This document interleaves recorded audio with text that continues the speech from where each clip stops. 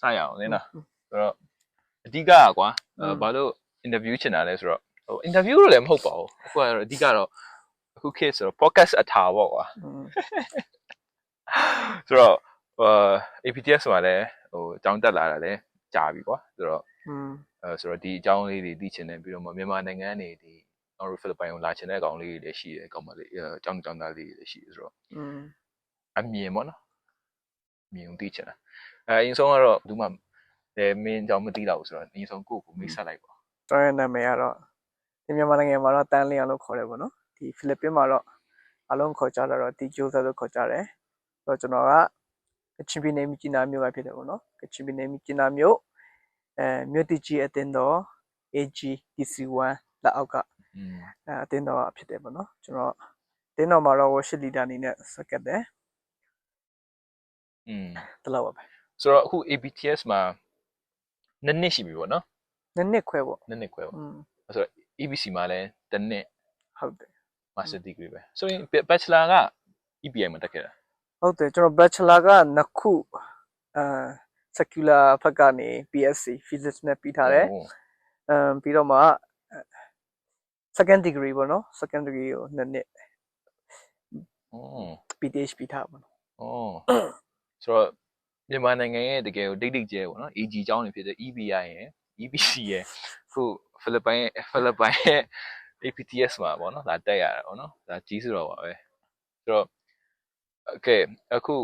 ဒီဆုံးဖိလစ်ပိုင်ကျောင်းမပြောခင် EBC ကျောင်းရင်ပြောကြည့်အောင် EBC ကိုဘယ်လိုမြင်လဲကျွန်တော် EBC ဆိုရင်တော့ EBC ကျောင်းမလို့ပဲเนาะကျွန်တော်ဒီမှာတစ်နှစ်ပေါ့เนาะအရင်တက်တာသွားတာပေါ့เนาะဒီ transfer program ရှိတယ်ဆိုတဲ့အရာကတကယ်ကိုအရင်တက်တာစီတယ်ပြီးတော့မှဒီ EBC ဆိုရလဲပေါ့เนาะမြန်မာနိုင်ငံကနေပေါ်တည်တော့မဟုတ်ဘူးဒီအတိမပြု Asia ကနေအတိမပြု organization ကနေအတိမပြုတခုရှိတဲ့အတွက်ကြောင့်အဲ့အရာကကျွန်တော်ဒီ APTS တက်တဲ့အခါမှာလဲပို့ပြီးတော့မှအဆင်ပြေသေးပေါ့เนาะပြီးတော့မှကျွန်တော်တို့EBC ရဲ့ curriculum တော်တော်များများကAPTS ပုံစံတော်တော်များများဆင်တယ်ပေါ့နော်ဒါကြောင့်မလို့ပေါ့နော်တော်တော်လေးတော့မဆိုးပါဘူးဒီနေ့ local အနေထားနဲ့ဆိုရင်တော့ဟုတ်တယ်နော်အဲ့တခုကတော့ငါတို့ CIA ဟို credit ပေးရမှာဘာလို့ဆိုတော့သူကဒီမှာပြီးခဲ့ရတာဆိုတော့ကွာငါတို့ရဲ့ EBC curriculum တို့ EBC ရဲ့ setting တို့ဘယ်လိုပြောရမလဲဒီ devotion လုပ်တဲ့ဟာမျိုးတော့ EBC မှာငါဆို4နှစ်ကွာ bachelor 4နှစ်တက်ခဲ့တာဆိုတော့4နှစ်လားအဲ့နှစ်က campus မှာနှစ်ကonline နဲ့ဆိုတော့ဒီမှာဒီ setting နဲ့ဟိုလိုပြောမယ် suit ချင်းဖြစ်တာကွာအရန်ကြီးဒီအရေးကိုလိုက်ပြီးတော့မလုပ်ယူနေစရာမလိုဘူးအဲ့တခုတော့တော်တော်ကောင်းတယ် EBC ကဆိုတော့ EBC မှာကခုနပြောလို့ငါတို့ဟိုအဆောင်နေရတာကွာအဆောင်နေခဲ့တယ်မလားအဆောင်နေခဲ့တယ်ဟုတ်တယ် master EBC ရဲ့လိုအပ်ချက်လို့ပြောမယ်ဆိုရင်ဘယ်ဟာတွေမြင်မလဲအကြံပြုချက်တွေပါရှိမှာလိုအပ်ချက်တော့ကျွန်တော်နေအမြင်နဲ့ပြောရမှာဆိုတော့ဒီ bachelor နဲ့ master ကိုနည်းနည်းတန်းနဲ့ထားတာတော့ကျွန်တော်တိတ်မတော့အရင်တော့သဘောမကျဘူးเนาะတော့ bro တော့မတူဘူးပြီးတော့မှစာလုံးရတဲ့ပမာဏလည်းမတူတဲ့အတွက်ကြောင့်မလို့ဟို master ဆိုရင်တော့နည်းနည်းဟို respect ထားပြီးတော့မှရိုးတစ်ခုရှိလေချင်တယ်ပေါ့နော်ကျွန်တော်အဲ့လိုတော့မြင်တယ်ပေါ့နော်ဟုတ်တယ်နော်အဓိကတော့အဲ့ဒီခါကိုပြန်ကြည့်မယ်ဆိုရင်အဆောင်နေခဲ့တဲ့နည်းနည်းရဲ့ဟိုနည်းနည်းတာအခြေအနေကိုပြန်ကြည့်မယ်ဆိုရင်ဒီ master နဲ့ BA ကိုတေချာဘယ်လိုပြောမလဲပေါင်းပြီးတော့မှထားတာတစ်ခါလီမှာနည်းနည်း master တက်တွေလည်း master တမားတွေအတွက်လည်းအဆင်မပြေသလို bachelor တက်တဲ့ကျောင်းသူကျောင်းသားတွေအတွက်လည်းနည်းနည်းအဆင်မပြေဘူးဆိုတော့တွေ့ရတယ်ဘာလို့ဆိုတော့ bachelor တမားတွေကဘယ်လိုပြောမလဲအဲ့လောက်ထိအရင်ကြီး serious မဖြစ်သေးဘူးဗျာဟုတ်တယ်မလားဘာလို့ဆိုတော့မိဘပို့လို့ဖြစ်တာဖြစ်မယ်ဒါမှမဟုတ်ရင်ဘုရားခင်ခေါ်လို့ဖြစ်တာဖြစ်မယ်ဆိုတော့သူတို့ရဲ့ရည်မှန်းချက်တွေကတေချာမသိသေးတဲ့အချိန်မှာသူတို့ကအပျော်ပါအသက်အရွယ်ရအောင်ပေါ့နော်အပျော်ပါတို့နည်းနည်းပြီးတော့မှပေါ့ပါနေတဲ့ဟာမျိုးတို့ဒါမျိုးရှိနေတယ်ဒါပေမဲ့ master degree တမားတွေအတွက်ကတော့ဘယ်လိုပြောမလဲဒီဘာသာရပ်ကိုနော်ဒီ theology ကိုသူကဖျားခင်ခေါ်တဲ့ဟာကိုသူကတေချာသွားလို့ပဲ bachelor ပြီးသွားလို့ master ကိုလာတက်တာဖြစ်လို့သူတို့ကတော့ပို serious ဖြစ်တယ်လို့ကျွန်တော်ကတော့မြင်တယ်ပေါ့နော်အဲကြောင့်ဘယ်လိုပြောမလဲအဆောင်ဖြစ်ဒါမှမဟုတ်နေရာဖြစ်ဒါမှမဟုတ် rule ဖြစ်ပေါ့နော်ဒါမျိုးတွေကတော့နည်းနည်းလိုတယ်လို့တော့ခံစားရတယ်ဟုတ်တယ်နော်ဒါကတော့ bachelor နဲ့ဒီ master တွေအတွဲမြင်ရတဲ့အကြောင်းတွေ မှာတွေ့ရမယ်ထင်တယ်နော်အဲ့လိုမျိုးတွေ့ရလောက်တယ်ထင်တာ ဟုတ်တယ်နော် ကျောင်းကတကယ်တော့ဟိုအများကြီးငါတို့အများကြီးလည်းအကြံပြုဖို့လည်းလိုတယ်ပြီးတော့မှငါတို့ကိုယ်တိုင်ကလည်းပြန်ပြီးတော့မှပူးပေါင်းဖို့လိုပါတယ်ငါတို့ EPC ကတော့ ဟုတ်တယ်ကျွန်တော်ကျောင်းသားဟောင်းနေအနေနဲ့အများကြီးပြန်လဲပြီးတော့ဗောနော်တဲ့ပြပရောက်ပြပမှာအတွေ့အကြုံရှိတဲ့ဒီကျောင်းသားဟောင်းနေဒီနေ့ပြန်လာပြီးတော့မှ EPC ကိုပို့ပြီးတော့မှပံ့ပိုးမယ်ဆိုရင်တော့ဒီထက်မကဒီနေ့ EPC ကတော့ပို့ပြီးတိုးတက်နိုင်တယ်လို့ကျွန်တော်မြင်တယ်ဗောနော်ဟုတ်တယ်ဆိုတော့ဒါပေမဲ့ EPC မှာအားရတာတော့ library ပဲ library ကတော့တကယ်မိုက်တယ်ပြီးတော့မှတချို့ငါတို့ဆိုရင် GU program နဲ့ဆိုတော့ GU ကနေရခဲ့တဲ့အရာဆိုရင်တော့အများကြီးပဲကွာဆိုတော့အဲ့ဒါတွေကတော့အဲ့ဒါကြောင့်ဒီ GU လက်မှတ်ကြောင့်ဒီမှာဆိုရင်လည်းကျွန်တော်ငါခုတက်နေတဲ့ဒီ master မှာဆိုရင်လည်းတချို့ဘာသာ subject တွေရော့တယ်ကွာဆိုတော့အဲ့ဒါတော်တော်မိုက်တယ်ဆိုတော့ okay ဆိုတော့ EPC ပြီးသွားတဲ့အခါမှာ APTS ကိုရောက်လာတယ်ဆိုတော့ APTS ရဲ့အရင်ဆုံးရခဲ့တဲ့ပေါ့နော် first impression ကဘာဖြစ်မလဲ EPC မှာဆိုရင် APTS ကြောင်းအများကြီးကြားရတယ်ကွာဟုတ်တယ်မလားဘယ်လိုပြောမလဲမကြားရရင်တစ်လမှာတစ်ခါတော့အနည်းဆုံးကြားရတယ်အများနဲ့လည်းပြောနေကြငါတို့ဆရာကြီးကလည်းအများနဲ့ mention လုပ်နေကြအကြောင်းဖြစ်တယ်ဆိုတော့ဒီအရာကိုဘယ်လိုမျိုးမျှော်လင့်ခဲ့တယ်လဲပေါ့အရင်ဆုံး first impression နေနဲ့ EPC ကနေလာပြီးတော့မှဒီနေ့ APTS ကိုကျောင်းတက်ဖို့တကယ်ကျွန်တော်အတွက်တော့ရည်မှန်းချက်အကြီးမားမားလို့ပြောလို့ရပါဘူးဒီဟာက one of the biggest dream ပေါ့နော်ဆူတောင်းခဲ့ရတဲ့အရာတွေလည်းအများကြီးရှိတယ်ဆိုတော့ဒီရောက်တဲ့အခါမှာဒီအရန်ကိုဒီရှုခင်းနေရလဲအရန်ကိုတကယ်တော့အရန်လာပါတယ်နော်တကယ်တော့စာလုပ်ဖို့အရန်ကောင်းတဲ့နေရာဖြစ်တယ်ပြီးတော့မှတိတ်ဆိတ်တယ်ငြိမ်သက်တယ်ပြီးတော့မှ security တွေရှိတယ်လုံခြုံရတယ်စိတ်ချရတယ်နောက်တစ်ခုရှိရတော့အဲ့တော့ကတော့ကျွန်တော်မြန်မာနိုင်ငံကနေစားဆုံးရောက်တဲ့အတွက်ကြောင့်မလို့ကျွန်တော်မြန်မာငွေနဲ့တက်တာပေါ့နော်မြန်မာငွေနဲ့မြောက်ပြီးတော့မှပြဲတဲ့ရေတောက်တာအစားငါတို့ရေတော့တောက်လို့ဖြစ်တော့ဘူးအဲ့လိုသေးတဲ့အခြေအနေလည်းအများကြီးရှိရပါတော့အဲ့တော့ကတော့တကယ်ကိုအရန်ကိုမလွယ်ခဲ့ဘူးဘာပဲလုပ်စဉ်းစားမြန်မာငွေနဲ့တက်ပြီးတော့မှမလုပ်ဖြစ်တဲ့အခြေအနေမဝယ်ဖြစ်တဲ့အခြေအနေလည်းအများကြီးရှိခဲ့ဘူးဒါတော့ first impression လို့ပြောလို့ရပါ APTS ကို apply လုပ်ရတဲ့ဟာအခက်ခဲရောရှိခဲ့တာကျွန်တော်နေတော့ကျွန်တော်ကိုယ့်အနေကိုပဲเนาะကျွန်တော် website ကိုတွားတယ် website ကိုဝင်ပြီးတော့မှကိုယ့်အနေကိုမွေနောက်ပြီးတော့မှတွားတယ်ပြီးတော့မှအဲ့တော့ကကျွန်တော် senior ဆရာပင်ကျင်မင်ပေါ့နော်သူလည်းရှိတယ်သူမေးတယ်သူလည်းအများကြီးကျွန်တော်ကူညီပေးပါတယ်ဆိုတော့သူရဲ့ကူညီမှုရဲ့ပြီးတော့မှလိုအပ်တဲ့ document အကုန်လုံးတင်ပြီးတော့မှအဲ့တော့ကဆရာကြီးကျွန်တော်ရီထန်ဝမ်ကလည်းတကယ်ကိုမြန်မာနိုင်ငံသားတဲ့အတွက်အရင်က supporting ပေးတဲ့ဆရာဖြစ်တယ်နော်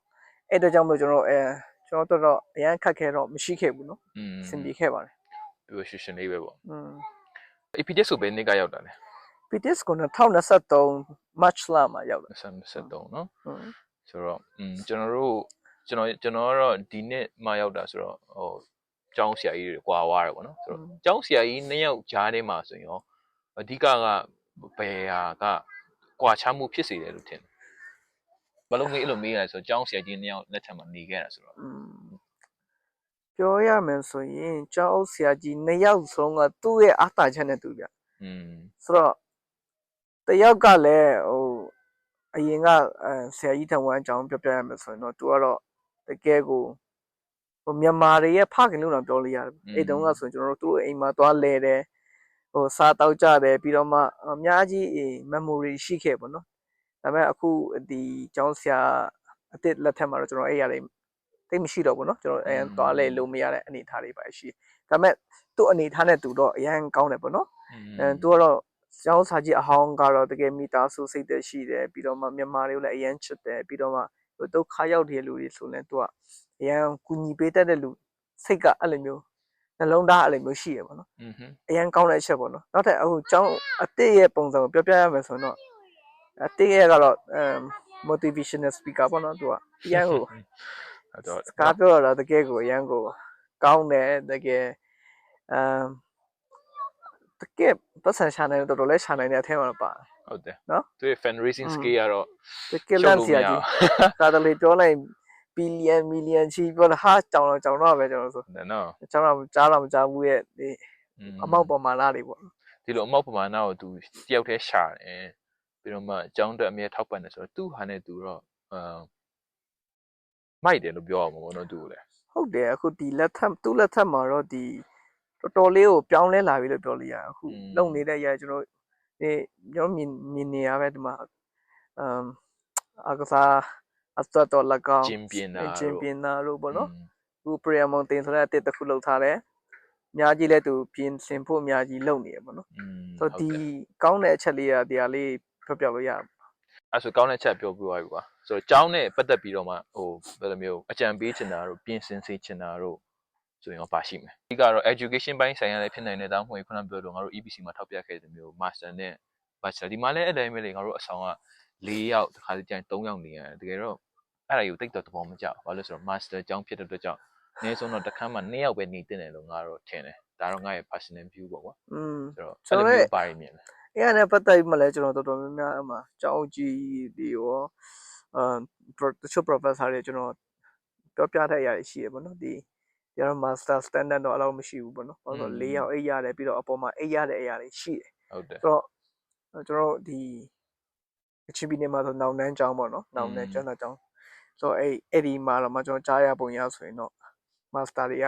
2ယောက်တစ်ခန်းနဲ့နေရတယ်လို့ကျွန်တော်ကြားရတယ်ပေါ့နော်ဆိုတော့အဲ့ကြည့်ကျွန်တော်ရတယ်လည်းသူတို့ပြောတယ်မြန်မာနိုင်ငံအနေထားတာဒီလောက်ရှိနေပြီဒါ international စင်တန်းရှိတယ်ဒါလေးတွေတော့ပြင်းတင်တယ်လို့ကျွန်တော်အဲ့ဒါလေးတော့တင်ပြထားတယ်ပေါ့နော်ဒါပေမဲ့ပြောင်းလဲမလားပြောင်းလဲမလားတော့အဲ့ဒါသူတို့အနေထားသူတို့နဲ့မဆိုင်တော့ဟုတ်တယ်ပြီးတော့မှ APTS ကျောင်းတက်ရတာဒီ trimester ပေါ့နော်3လကိုပေးရတဲ့ဈေးစကားကလည်းမနည်းဘူးကွာဟုတ်တယ်တော်တော်များတယ်အဲ့ဒါနဲ့လိုက်အောင်ကလည်းခုနပြောလို့နေရထိုင်ခင်းကခုနပြောလို့4ယောက်အိတ်ရတယ်အပေါ်မှာအိတ်ရတယ်ဆိုရယ် feeling ကြီးကတိတ်ကြတော့ပြောချင်စရာတော့မကောင်းလို့ခံစားရတယ်ပြီးတော့မှကိုခုနပြောလို့bachelor degree မှာကွာမင်းငါဆိုရင် bachelor degree မှာဆိုရင်အပေါ်မှာအိတ်ခဲ့ရတာကွာနှစ်နှစ်ဆိုတော့တစ်နှစ်ပေါ့တစ်နှစ်ကအိတ်ခဲ့ရတာပေါ့ဆိုတော့အဲ့လိုမျိုးဖြစ်တဲ့ကြောင့်ဒီရောက်လာတဲ့အပေါ်မှာပြန်ရတော့ငါ bachelor တက်နေရလားငါ master တက်နေရလားအဲ့ဆိုဒီကြရတဲ့ခံစားချက်ကဘယ်လိုပြောမလဲဒီအတူတူပဲဖြစ်နေတာကွာအဲ့ဒါကြီးကတော့တကယ်မမိုက်ဘူးလို့ခံစားဟုတ်တယ်ရတော့ဆိုတယ်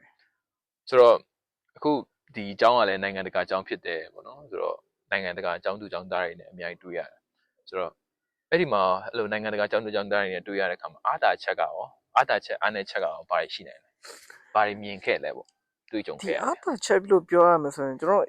်အင်္ဂလိပ်စကားပေါ့နော်အင်္ဂလိပ်စကားပေါ့နော်ကျွန်တော်ဒီရဲ့ APTS ကိုတက်လိုက်တဲ့ဒီနေ့အချိုးကျေးဇူးကဒီနေ့international environment ပြီးတော့နိုင်ငံတကာကွာနိုင်ငံတကာလာဥမာကိုရီးယားလာတယ်ဂျပန်လာတယ်တရုတ်လာတယ်ပပညူဂီနီလို့ကျွန်တော်ကြားတော့ကြားဘူးပေါ့နော်အထောင်ကြားဒီဆာမွမ်တို့အဲ့မျိုးတော့သူတို့ရဲ့နိုင်ငံတိုင်းမှာသူတို့ရဲ့ accent ရှိနေတာဆိုတော့ဒီမှာလာချင်းအဖေကျွန်တော် accent တွေအများကြီးနားလည်သွားတယ်ဆိုတော့အင်္ဂလိပ်ဆိုတော့တမျိုးတည်းမဟုတ်ဆိုတော့အဲ့ဒါလည်းကျွန်တော်ကြကြပြပြနားလည်သွားတယ်ပေါ့နော်အဲ့အရာလေးတွေတော့အရန်ကောင်းတယ်ပေါ့နော် international ကလူတွေနဲ့ဆက်ဆံရတဲ့အခါမှာအားနဲ့ချက်ကပါရှိမြန်မာနိုင်ငံသားတယောက်နေတဲ့တော့တော်တော်လေးကိုမျက်နှာငင်ရတာပေါ့ကျွန်တော်အားလုံးသိတယ်ဒီအတိုင်းပဲရှိတယ်မြန်မာနိုင်ငံသားတွေနေနေတော့ international သွားတဲ့ခါမှာရင်ပေါမတန်းနိုင်တာရှိတယ်တခါတည်းမှာကျွန်တော်တော်မြန်မာလာတဲ့ခါမှာဟိုအင်္ဂလိပ်စကားလည်းမပြောနိုင်ဘူးကွာဥတူတူအတတပုံစံလေးနဲ့ဟိုပြီးတော့ English class ကနေစရတဲ့ဘောဟာတွေအဲ့မျိုးတွေကြည့်တဲ့အခါမှာချိုးတွေကတော့ဟိုလိုမျိုးနေကြတဲ့အရာတွေရှိတယ်ပြီးတော့မှစင်တန်တစ်ခုမှမထားကြဘူးနော်တို့အဲ့ရတွေကတော့တိတ်သဘောမကျဘူးကျွန်တော်တော့ဟုတ်တယ်ခွဲခြားခံရတယ်ပေါ့ကွာအဲ့လိုမျိုးပြောရင်လည်းဘယ်လိုပြောရမလဲအပြစ်တင်စရာလည်းမရှိပြန်ဟုတ်တယ်မလားရန်ကြီးခွဲခြားတာတော့မဟုတ်ဘူးဗျဒါပေမဲ့ဟိုမတိမတာလေးပေါ့နော်မတိမတာလေးပေါ့ဒီမှာတော့မတိမတာလေးပေါ့ဗျာအဓိကကတော့ဒီ APTS ကိုလာချင်တယ်ဆိုရင်တော့အင်္ဂလိပ်စာကိုတော့ကောင်းကောင်းပြင်ဆင်စီချင်တယ်နော်ဟုတ်တယ်အဲ့ဒါအရေးကြီးဆုံးပဲဘာလို့ဆိုတော့ကျွန်တော်မြန်မာနိုင်ငံသားတွေတော်တော်များများကြုံရတဲ့ဒုက္ခလို့ပြောရမှာပေါ့နော်ဟိုအင်္ဂလိပ်စာအားနည်းတယ်တချို့ကျတော့ဟိုတချို့ကချက်ချင်းကြီးဗလိုင်းကြီးလာတဲ့အခါမှာဒီမှာဘာမှလည်းဟို0ကနေစတဲ့အခါမှာဟိုအင်္ဂလိပ်အတန်းကလည်းလေးကြီးရဗျာရှင်းပြောမဆိုရင်လေးကြီးတယ်နေစိတ်စားစိတ်နဲ့ပေါင်းလိုက်မဆိုရင်တော်တော်ကြီးတဲ့ပမာဏပေါ့နော်ဒါကြောင့်မလို့ကျွန်တော်တော့ဒီမှာလာရင်တော့အင်္ဂလိပ်စာကိုကောင်းကောင်းပြင်ဆင်ထားဖို့ရန်အတွက်ကျွန်တော်တော့ ပြောချင်တယ်ပေါ့နော် အကြံပေးရအောင်နော် อืม အခုဒီအကြောင်းကိုတက်ချင်တဲ့လူတွေအတွက်အကြံပေးရအောင်ခုနငါတို့ခုနပြောလို့အင်္ဂလိပ်စာပြင်ဆင်တာဖို့ပြောထားရဆိုရင်ချားပါရောပြင်ဆင်ထားဖို့လိုအပ်မယ်လို့ထင်တယ် ခုနအင်္ဂလိပ်စာနဲ့ပတ်သက်နေပြောချင်တာကဟိုဒီမှာလာမယ်ဆိုတော့အနည်းဆုံးဟို Duolingo ပဲဖြစ်ဖြစ်တခုခုဖြေထားရင်အရင်ကောင်းတယ်ပေါ့နော်ဥပမာ Duolingo အမှတ်ရှိထားတာလို့ဆိုရင်ဟို English text ကဟို writing လောက်ဖြေရတာမျိုးအဲ့လောက်ပဲဖြစ်သွားတယ်ပေါ့နော်ဆိုတော့အဲ့ဒါမျိုးရှိထားရင်လည်းကောင်းတယ်ပြီးတော့မှဟိုအနည်းဆုံး English training ကတော့6လအနည်းဆုံး6လတော့ကျွန်တော်ရှိထားတဲ့လို့မြင်တယ်ဆိုတော့အဲ့ဒီမှာသုံးတဲ့ပမာဏကဒီမှာနဲ့တခြားစီပေါ့နော်ရန်ကုန်လောက်မှာကောင်းကောင်းလေးတက်လိုက်မယ်ဆိုရင်တော့တကယ်ကိုအရန်6လဆိုတဲ့ပမာဏကအရန်ကောင်းတယ်ပြီးတော့မှရန်ကုန်မှာလည်းရန်ကုန်ရဲ့ပမာဏနဲ့ဒီမှာနဲ့ပမာဏနဲ့ရှင်းလိုက်မယ်ဆိုရင်တော့အဲ့မှာအရန်တက်တာတယ်ပေါ့နော်ဆိုတော့ရန်ကုန်မှာကောင်းကောင်းလေး training တွေကောင်းကောင်းလေးလုပ်ထားမယ်အဲ့ဆိုတော့ဒီနေရာမှာအရန်ကောင်းမယ်ပြီးတော့မှနောက်ထပ်အကြံပေးချင်တာကတော့ဒီမှာလာမယ်ဆိုရင်တော့ဟိုတချို့ကကြတော့ဟို master တချို့ secular background ကနေလာတယ်ဆိုတော့ secular background ကနေလာတဲ့လူအတွက်ကကြတော့ကျွန်တော်အချမ်းပေးချင်တာကတော့ဒီ English စာဆိုပေမဲ့တချို့ကျတော့ English စာရန်ကောင်းကြတယ်ဒါပေမဲ့ English စာဆိုမဲ့ကျွန်တော် theology လေ့လာနေရဗျဆိုတော့ theological term တွေကျွန်တော်လေ့လာဖို့လိုတယ်ဆိုတော့အဲ့ຢာတွေနားမလည်တဲ့အခါမှာကျွန်တော်တို့မှားယွင်းစွာဘာသာပြန်မှုတွေဖြစ်နိုင်တယ်ဆိုတော့ဒီ theological term တွေကိုဟိုအနေအချင်းလောက်တော့ကျွန်တော်နားလည်ထားနိုင်မယ်ဆိုရင်တော့ဟိုအများကြီးအထောက်အကူပြုမယ်လို့ကျွန်တော်တို့အဲ့လိုယုံကြည်တယ်ပေါ့နော်ဆိုတော့ကျွန်တော်ဒီမှာရောက်တဲ့အခါမှာကျွန်တော် English စာရဲ့ struggling ဖြစ်တယ်ပြီးတော့ theology လည်း struggling ဖြစ်တယ်ဆိုရင်တော့တွားပြီပေါ့နော်ကျွန်တော်တို့အဲ့ຢာတွေကအရင်ခက်ခဲတယ်ပေါ့နော်အကြံပေးရမယ်ဆိုရင်တော့ငါတော့ဘယ်လိုပြောရမလဲဆိုရင်ရဲရင်ဖို့လိုတယ်လို့ငါမြင်တယ်ဟုတ်တယ်ဘာလို့ဆိုတော့ငါတို့မြန်မာနိုင်ငံကဟိုဘယ်လိုပြောမလဲပြောရင်နိုင်ငံရေးတွေပါဆိုတော့အခုပြောလို့မရဲရင်ကြဘူးကွာရဲမဖြစ်ကြဘူးပေါ့နော်ဆိုတော့အဲ့လိုမပြောရဲတာမဆိုရဲတာတော့ဖြစ်တဲ့အခါမှာဘယ်လိုပြောမပြောတဲ့အခါမပြောမပြီးမတီးမမီပေါ့မြန်မာစကားပုံနဲ့ဆိုရင်တော့အဲ့လိုမပြောလဲအခုလိုကိစ္စတစ်ခုခုဖြစ်လာတဲ့အခါမှာမပြောရဲတဲ့အခါမှာအနေခံရတာမျိုးလိုဖြစ်သွားနိုင်တယ်ပေါ့နော်ဒါကြောင့်ဟိုဘယ်လိုပြောမလဲဒီနိုင်ငံတကာအကြောင်းကိုမှနိုင်ငံတကာနဲ့ရင်မောင်တန်းနေတဲ့အကြောင်းကိုမှရှောက်ဖို့အတွက်စဉ်းစားထားမယ်ဆိုရင်တော့ပြောရဲဆိုရဲဖို့ပေါ့နော်ပြီးတော့မှ communicate ကောင်းကောင်းလုပ်နိုင်ဖို့ဒါတွေကလိုအပ်တယ်လို့ထင်တယ်ပြီးတော့မှ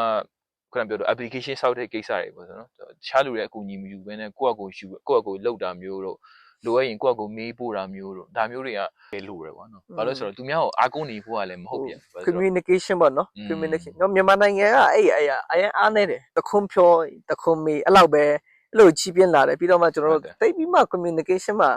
ဟိုလူကြီးနဲ့ဆက်ဆံတာလို့ဟိုမှာလူတွေနဲ့စကားပြောတဲ့အရာတော့မှမြန်မာနိုင်ငံသားတွေကတော်တော်များများအားနေကြတယ်ဒါပေမဲ့အဲ့အရာတွေအားနေရင်တော့တကယ်အဆင်မပြေဘူးဗျဒီလို international မှာတော့အဲ့အရာတွေအားနေရင်တော့တကယ်ကိုနောက်မှကြံခဲ့မှာပေါ့နော်ဟုတ်တယ်အဓိကတော့ငါတို့တိုင်းရင်းသားတွေပေါ့ကွာဟိုမြန်မာရန်ကုန်မှာမွေးတဲ့ကလေးအနေနဲ့ကတော့ communication ကတော့အဲ့လောက်ထိမဟုတ်ဘူးဆိုတော့ငါတို့သိတာတယ်ဘာလို့ဆိုတော့ရန်ကုန်မှာကြီးလာခဲ့လူတွေဆိုတော့ဒါပေမဲ့ဟိုနေကကလေးတွေရှက်တာတို့ကြောက်တာတို့အဲ့လိုမျိုးတွေဖြစ်တဲ့ခါမှာတိတ်တော့အဆင်မပြေဘူးလို့မြင်တယ်ပေါ့နော်ဆိုတော့ဒီကိုနိုင်ငံတကာကိုထွက်မယ်အကြောင်းကိုတက်ချင်နေဆိုရင်တော့အဆဆရရကိုဟိုနဲ့ကိုပေါ့နော်ကျင့်ချိန်တွေးတောပြီးတော့မှရဲရင်ဖို့လည်းလိုအပ်တယ်ဆိုရရအောင်တော့ကျွန်တော်ကတော့ထပ်ဆင်ပြီးတော့မှအကြံပြုလို့ရပါတော့ Okay တော်ကောင်းတဲ့အကြံပြုချက်ပါပဲခုကတော့ငါတို့ ABC ABTS ကနေထွက်ပြီးတော့ဖိလစ်ပိုင်အကြောင်းပြောမယ်ဆိုရင်ဖိလစ်ပိုင်နိုင်ငံရဲ့ education level မှာငါတို့ဖိလစ်ပိုင်ကမြန်မာနိုင်ငံမှာနာမည်ကြီးတာကဒီဆယ်ကျော်တက်တွေစီမှာနာမည်ကြီးတာကတခြား university နဲ့လည်းနာမည်ကြီးတယ်ကွာဘယ်လိုပြောရမလဲ UC တို့ခုဆိုရင်အများကြီးသိပါတယ်အဲ့လိုမျိုး university တွေအများကြီးလာတက်ချင်တဲ့လူတွေလည်းရှိတယ်ပေါ့နော်ဆိုတော့အဲ့လိုမျိုးလာတက်ချင်တဲ့မြန်မာလူငယ်တွေအတွက်ကောအကြံပြုလို့ဖိလစ်ပင်းမှာကောင်းကျိုးကတော့ဈေးတက်တာပေါ့နော်ဥပမာထိုင်းတို့မလေးရှားတို့နဲ့ရှင်တော့ဈေးပိုတက်တာလေပြီးတော့မှသူတို့ရဲ့ English စာလည်းကောင်းတယ်ဗျသူတို့ရဲ့ education လည်းကောင်းတယ်ပြီးတော့ဟို budget လို့ပြောရမလားဆိုတော့ငွေကြေးနဲ့ education ကောင်းကောင်းဆုတ်ယူနိုင်တော့ဆိုတော့သူတို့ရဲ့ဟို Philippine education ကအထင်သေးလို့မရဘူးဗျသူတို့ဟို high school လောက်ကနေကိုတော်တော်လေးကိုသူတို့ကဖတ်နေပြီ